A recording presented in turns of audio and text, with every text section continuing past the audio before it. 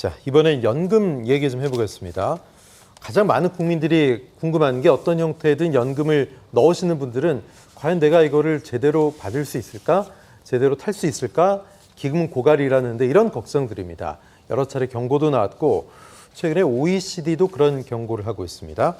고물가, 저성장, 급속한 고령화 속에 대한민국의 재정 건전성을 강화해서 부채 비율을 낮추고 미래 세대를 위한 연금 개혁을 해야 된다. 이런 얘기를 하고 있습니다. 자, 국민연금, 기초연금, 퇴직연금 여러 연금들이 있는데 제도 개혁의 필요성이 나오고 있는데요. 만약에 이런 연금 개혁들이 이루어지면 2060년 정도면 국가 채무 비율도 떨어뜨릴 수 있고 또 65세로 예정된 연금 수급 개시 연령을 더 올려야 한다. 이런 조언도 나오고 있습니다. 윤 평론가님 어떻게 보세요? 우리나라가 자꾸 이제 그 정부 부채죠. 일종의 정부 부채를 걱정하는 이유는 사실 고령 사회를 넘어서 초고령 사회로 진입하기 때문에 그렇습니다. 우리가 일각에서 그렇잖아요. 세상에서 제일 먼저 현재 세계에서 제일 먼저 없어질 국가 하면은 한국이다.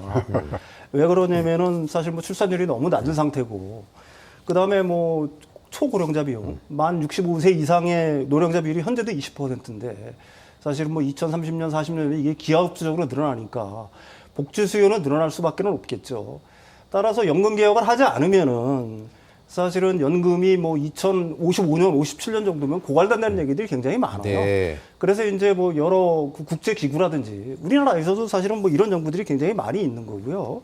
그래서 연금 개혁을 한다는 어떻게든지 해야 된다는 거에는 저는 개인적으로 동의를 합니다. 네. 근데 반드시 여기서 얘기하는 65세까지 돼 있는 연금 수급 개시 연령을 갖다가 68세로 늘린다거나 하는 것보다는 또 다른 방안들이 또 있을 거라고 생각을 해요. 예. 그게 이제 연금 개혁을 갖다가 지금 당장 우리가 준비를 하고 논의를 해야 될 시점이라는 거는 분명하다는 데 동의를 합니다. 예. 최 원장님 어떻게 보세요? 일단 국민들은 내가 낸 것만큼은 받아야 되지 않겠느냐 이런 생각인데 많이 내고 싶진 않고 또 많이 받고 싶은 게 근데요, 사람 마음이거든요. 이게 지금 앵커 생각하고 제 생각하고 다를 거예요. 네. 그러니까 이거는 지금 딱 한 발자국만 움직이면 세대 간 지금 이 싸움이 벌 수밖에 없는 어떤 포인트가 그런 그렇습니까? 어떤 것이 나오더라도 그럼 OECD에서 그럼 왜 이런 얘기들을 나오고 보고서를 내냐면 우리나라의 인구 구조 변화로 인해서 연금 개혁이 필요하다. 여기에 대해서 또 반대하는 사람도 아무도 없지 않습니까? 다 알고 있는 다 알고 있죠. 사실이니까요. 그럼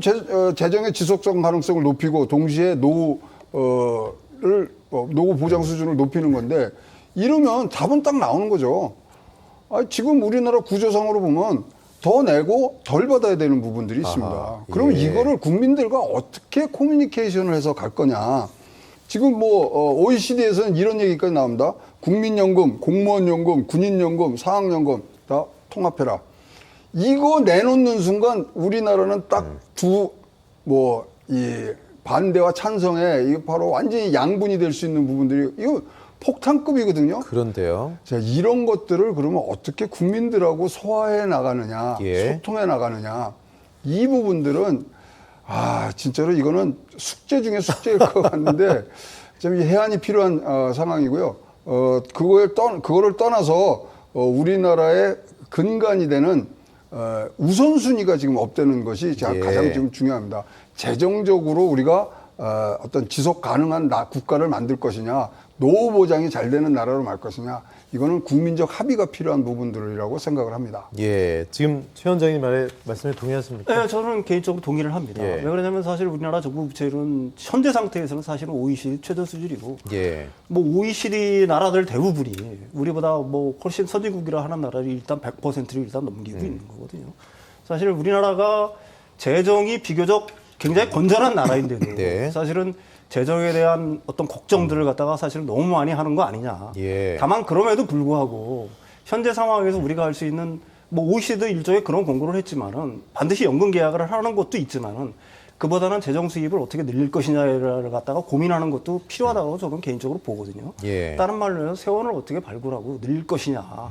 그러면서 연금의 어떤 구조적 개혁도 물론 중요하지만은 그걸 갖다가 최소화하면서 국민들의 어떤 그 믿음을 갖다가 계속해서 얻어나가고 또 한편으로는 좀 세원을 확충해서 세수를 늘리는 방안들을 적극적으로 고민을 해야 되지 않나 이렇게 생각을 합니다. 예, OECD 리포트와는 조금 배치되는 그런 우리 정치권의 움직임도 최근에 보입니다. 자, 민주당의 김성환 정책위의장은 지급 대상인 하위 70% 노인에게 30만 원에서 40만 원으로 10만 원을 늘리는 안, 그리고 대상을 100%로 30% 확대하는 안을 놓고 별도의 시뮬레이션 중이다. 이런 얘기를 했는데요.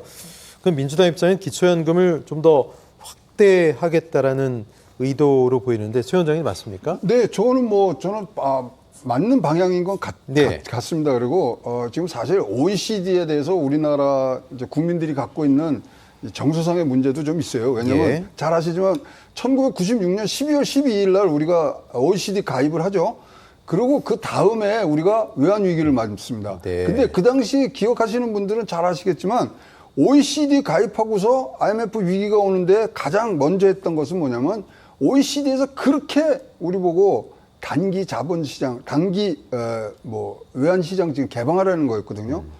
그러면 저는 그냥 등골이 오싹한 게 뭐냐면 여기 이것대로 여기 플랜대로 가면은 또 우리도 위기 올 수 있는 부분들이 있기 때문에 예. 국내에서 진짜로 여야가 이거는 정치적인 부분을 다 떠나서 우리 국민들의 지금 노후와 그리고 앞으로 우리가 지속 성장이 가능한 국가로 만드는 거이기 때문에 진짜로 100년을 앞으로 바라보는 그러한 논쟁들을 시작해야 된다고 생각을 하고요.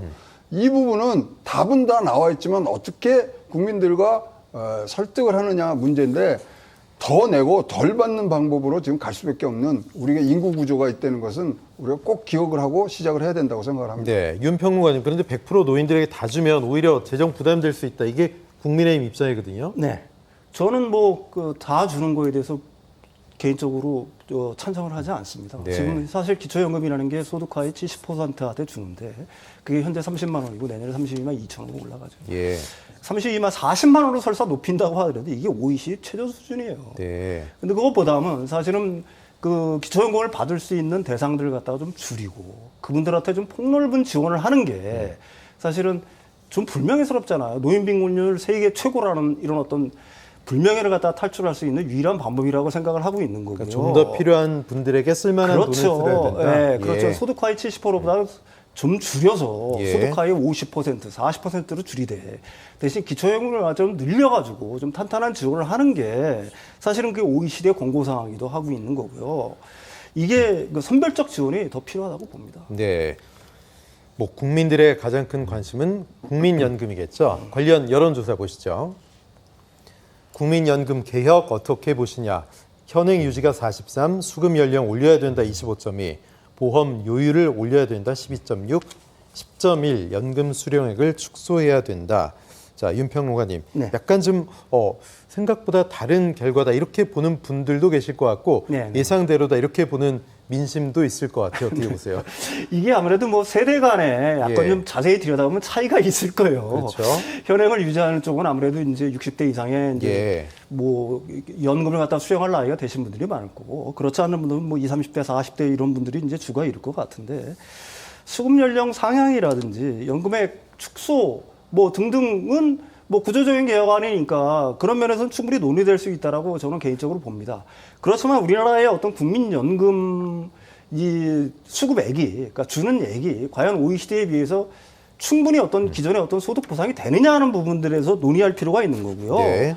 그래 축소보다는 수급 연령을 갖다 상향하는 부분에 대해서는 좀 개인적으로 동의를 하고요. 예. 그거보다는 다른 세원들을 갖다가 진짜 재정 건전성을 생각을 한다면 아까도 말씀드렸듯이 가령 우리나라 같은 경우에는 부가세라든지 이런 것들이 OECD에 비해서 평균보다 굉장히 낮으니까 네. 이런 부분을 조금 올린다든지 다른 부분들에서 어떤 세원을 직접적으로 발굴을 해서 연금을 갖다가 지금보다 줄이는 거에 대해서는 개인적으로 반대를 합니다. 예. 근데 윤석열 정부가 지금 보험료율 올린다에 지금 정책 초점이 있는데 이건 12%입니다. 생각보다 좀 낮은 퍼센테이지 같아요. 어떻게 보세요? 그러니까 그 부분에 대해서는 방향성만 우리가 얘기를 한 다음에 가야 되고요. 사실 OECD 보고서가 지금 같은 얘기가 2014년부터 경년으로 지금 나오고 있어요. 예. 똑같습니다. 우리나라 출산율이 낮고 고령화돼서 이게 재정 건전성이 나빠진다 그러는데 요번 거는 조금 다른 게 2019년도에 우리가 이거 용역을 준 거에 대해서 지금 나오는 부분들인데 네. 이제 좀 보고서 봤어요. 봤는데 거기서 지금 우리가 얻어낼 수 있는 건 저는 딱 한 문장이라고 보는 거예요. 생산성의 격차가 지금 성장저의 요인이다 이거죠. 네. 그러면 대기업과 중소기업이 너무 차이가 나고 정규직 비정규직이 차이가 나고 남과 여가 지금 차이 나는 부분들이 점점 잘 무마가 되는 과정에서 우리가 말하는 소득 대체율이 지금 올라가는 거지 근본적인 문제지 지금 겉옷을 입은 겉옷으로 표현될 수 있는 연금 수령액이 아닌 것이라고 보여지기 때문에 예. 자 OECD에서 이런 뭐 권고안을 줬습니다만은 자 권고안일 뿐 자 우리가 어떻게 이것을 소화해내느냐 진짜 우리 대한민국이라는 거대한 이 큰 나라가 앞으로 생산성을 어떻게 갖고 가느냐부터 근본적인 질문부터 시작을 하는 것이 연금 문제의 해결의 첫발이라고 생각을 합니다. 예. 자, 윤 평론가님, 네네. 그럼 새롭게 짜여질 국민연금 개혁은 아무래도 보험료를 좀 더 낼 수밖에 없는 모수 개혁 방식, 무게가 실릴 거다 이런 예상이 있는데 어떻게 보십니까? 예, 그럴 수밖에 없을 거예요. 네. 사실은 뭐 더 내고 어떻게 보면 덜 받고 늦게 받고라는 건 이게 일종의 구조 개혁인데 네. 그거보다는 이제 보험료율을 조금씩 올리는 게 사실은 현 정부 입장에서는 좀 쉬운 방편이 될 수가 있겠죠. 오히려 이게 국민들의 어떤 공감을 얻기도 사실은 이게 좀 쉬울 것 같아요. 사실은 뭐 더 내고 더 내는 부분, 조금씩 더 내는 부분들에서는 국민적인 합의가 좀 이루어질 수가 있을 것 같은데 네. 덜 받고 또 늦게 받고 하는 부분들에 대해서는 세대 간의 갈등 아니면 이해 충돌의 여지가 너무 크기 때문에 예. 사실은 뭐 고양이 목에 방울 달기지 이게 쉽지는 않을 거라고 저는 개인적으로 예. 생각을 합니다. 예. 알겠습니다. 두 분과의 말씀 여기까지 나누겠습니다. 윤석천 평론가님, 최영 원장님 고맙습니다. 네.